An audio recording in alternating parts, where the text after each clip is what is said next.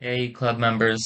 So this is the second lecture, the Unity tutorials. Something I recommend is obviously watching the previous lecture if you haven't. It's posted in the Discord server. Or what we're going to go over in this lecture, however, is how to script in Unity. We're going to start going over scripting. If you're new to scripting, if you have never seen code ever before, that's completely fine because I'm actually going to break down how to code very effectively and efficiently through Unity. As you remember from the last lecture, we installed something called Visual Studio, which is what we'll be using. It's our editor to actually code in Unity itself. Make sure that's installed before we start coding. Something else you want to make sure of is make sure it's in the build settings as well, so that this Visual Studio editor is an extension of your entire Unity project. You can do that by going to Preferences, then External Tools, and make sure the external script editor is whatever editor you're using, Visual Studio 2022. If you have something else, make sure not to click on that. Like Visual Studio Code, that is not what we're using. It's just Visual Studio and whatever year it is. It's likely 2022 for you, but make sure you have this selected. Now we're actually going to go over scripting. Something I want to give a quick heads up for is I'll also be going over other things as we script, such as like this project uh, view, which is where we'll see all our assets and things like that. We're going to create a new folder by right clicking. This is just for the sake of organization. Create a new folder, hover over create, then press folder, and call this scripts. This is purely for the sake of organizational purposes. You really don't need to do this, but I highly recommend doing this when we start working on our projects, purely because it's easier for others to understand what they're looking at. Like if I just keep creating scripts like this, like I'm just gonna create a C sharp script, new behavior, okay, whatever that is, one, and then create another C sharp script, just movements. It's it's all gonna eventually get kind of crowded and cramped. So I recommend moving all of these to a specific folder so that it's more organized and view of the game is better for those who are working on it. So I'm just gonna delete these scripts. What we're gonna actually do is try moving this object using scripting. And the way we do that is there are two ways I'm gonna do it. I'm gonna show you how. One way is just go to the scripts folder, hover over create, then C sharp script, call this script movement. And another way you can do it is by clicking on the cube first, then pressing add component, then uh, typing script. Now you'll see this new script section here. Press on that and it will ask you to name the script.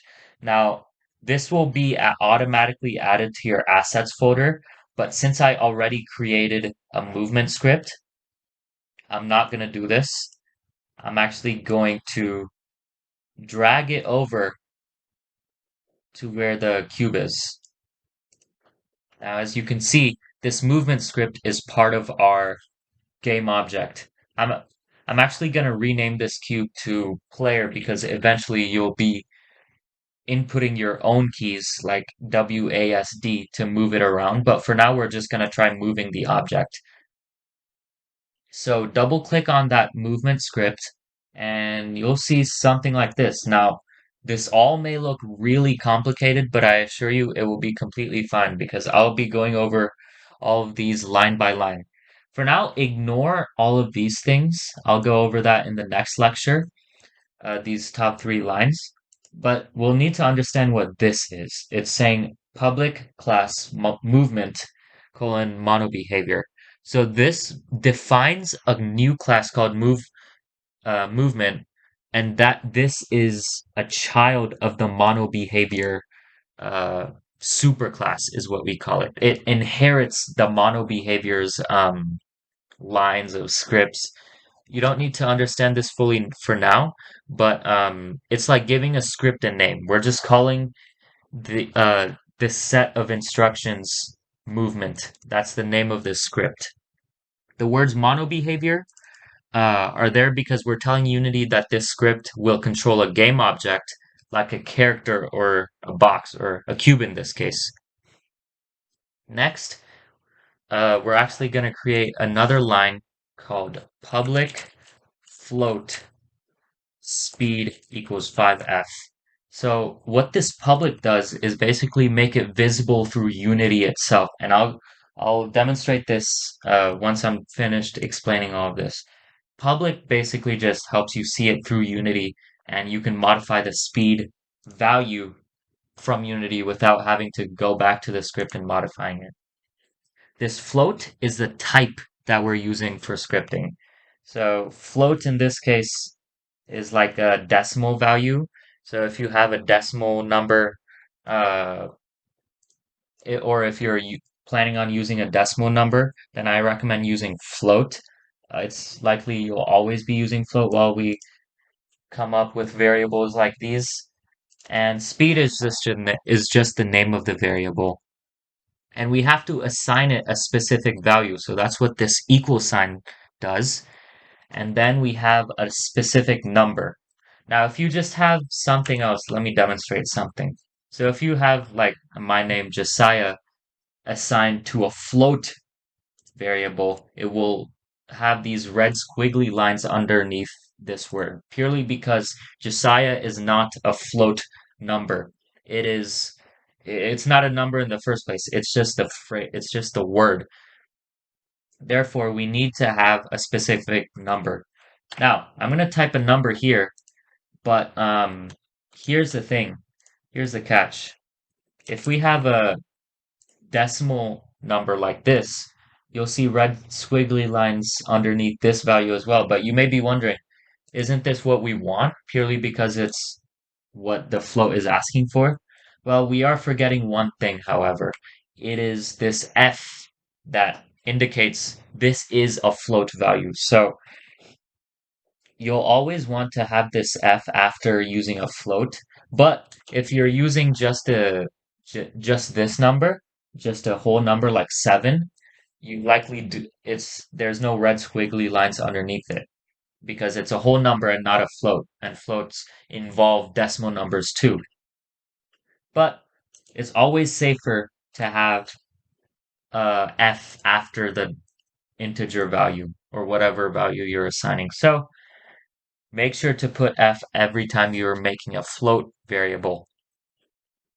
Now the semicolon is basically like a period in English. It's like it ends the sentence.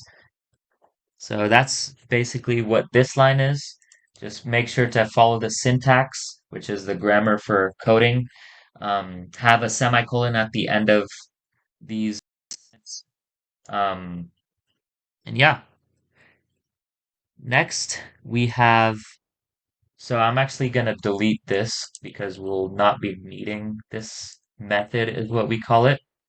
Next we have a void update method. So Unity automatically runs the instructions inside this part over and over many times per second. So basically, this is like a built-in Unity method. So it basically like run whatever's between these two squiggly brackets is gonna run every single second, every frame.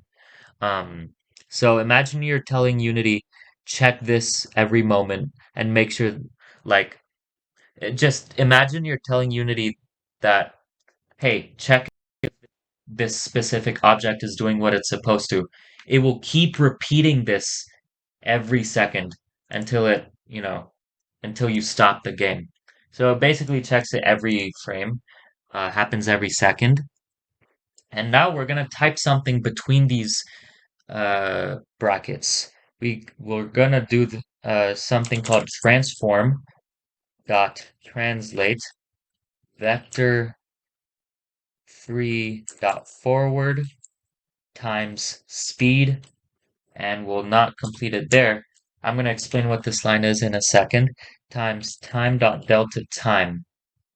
Now, This whole line looks really weird and long, and I don't blame you for that.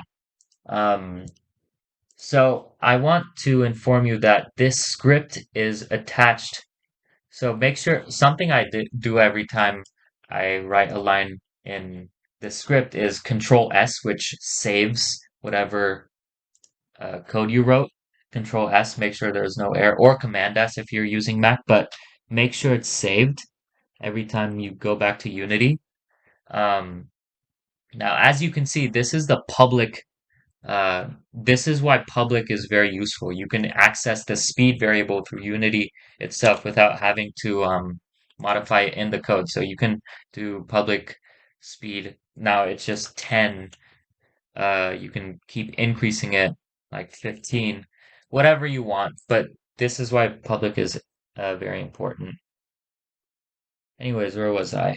Um, Now, this script is attached to the player game object, which is this cube, and we're doing something called transform.translate. What that does is whatever this script is attached to, it refers to that it refers to that game object's transform, which is right here, and moves the position, which is why translate is important. Translate basically moves the game object game object uh, according to the world position it's in, based on its position. It's not going to affect the rotation. It's not going to affect the scaling. It's just going to affect the position.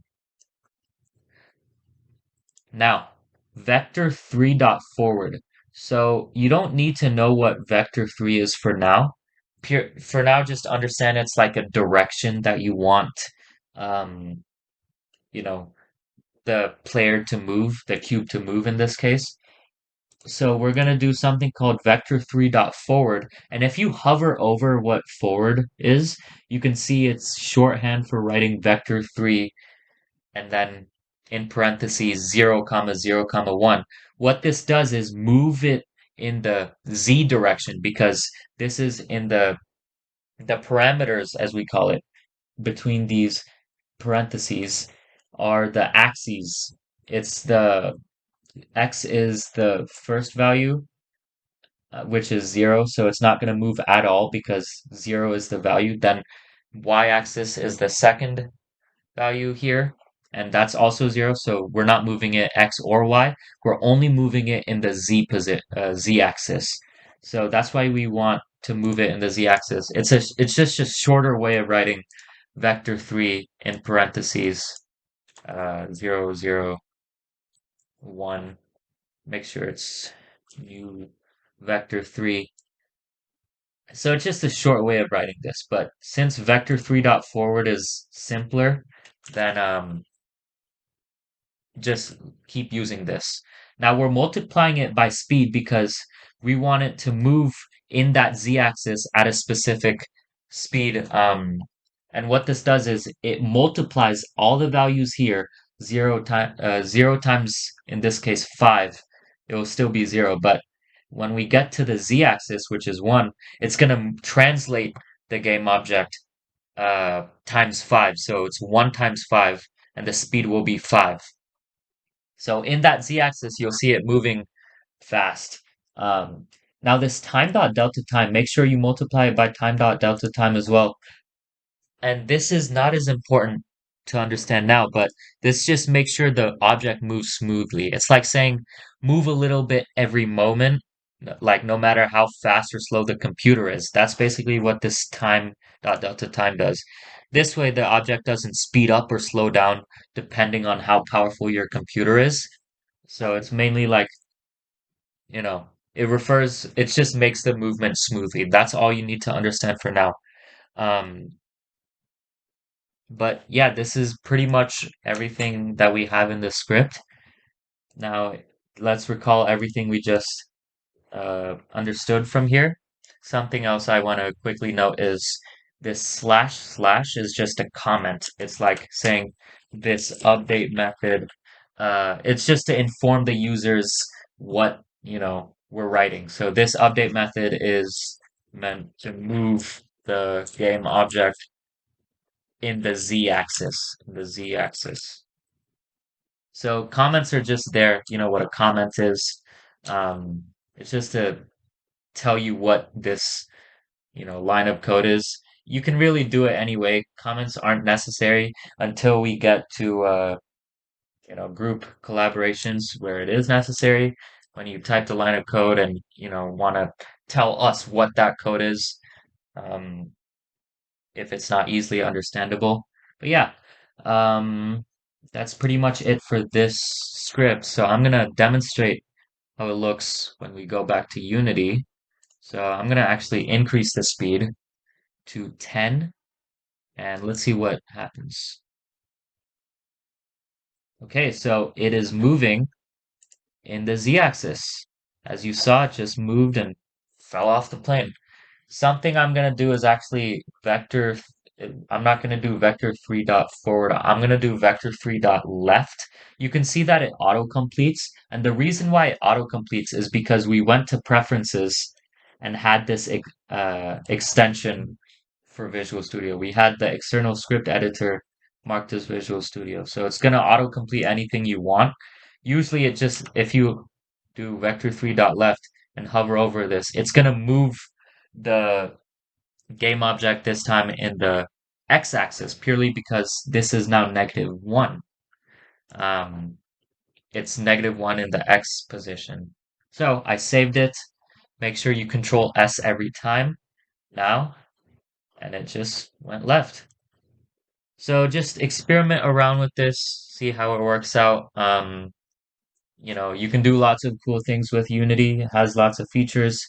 Make sure you're organized, have specific folders for projects you may be personally working on, um, because it really helps you keep track of what you're doing, what you're building, constructing, or designing in this game engine. So that's why Unity is very helpful, and uh, that's why we're using Unity. For one, where it actually has a huge community. So any questions you may have that we may not have an answer to, you can just search it up, and it's likely that someone before you had that same question with and with someone answering that already. So that it has a huge community compared to Godot, which is another game engine or Unreal Engine. Um, so Unity is very simple to use. We're gonna use this throughout the year. Let us know if you have any questions. That's it for this lecture. We just went over scripting. I didn't go over every aspect, of course. I'll go over that in a later lecture. But yeah, I think that's pretty much it. Thank you.